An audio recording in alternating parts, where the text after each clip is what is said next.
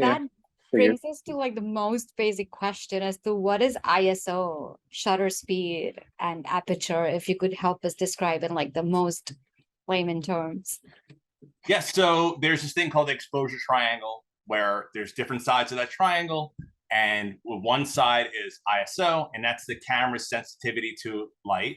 Back in the day, it was the film sensitivity to light. Yeah. Now, we don't have grain of silver halide crystal in the film that was photosensitive.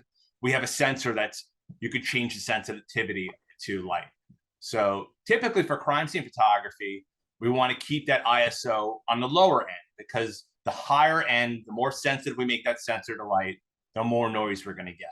So we want to reduce noise, especially if we're going to take examination quality photographs, say like a bloody fingerprint or a shoe wear impression. We want to keep that as low as possible. So like the lowest native ISO of the camera. Aperture, that's the f-stop number that you change, that are weird numbers like 2, 2.8, 5.6, 8, 11, 22, etc.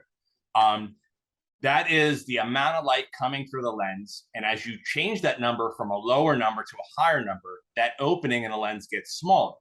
And you're letting in less light. But as you make that number larger and that opening smaller, you get greater depth of field. And that's something that whether you're in the lab or you're in a crime scene, you want to prioritize depth of field. There's a certain range that's actually suggested. You want to be between f8 and f22.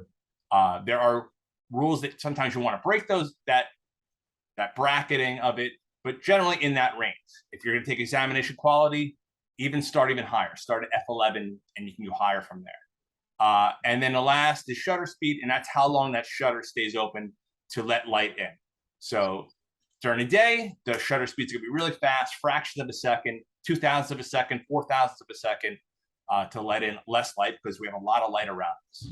And then at night, that shutter is going to stay open for a longer period of time.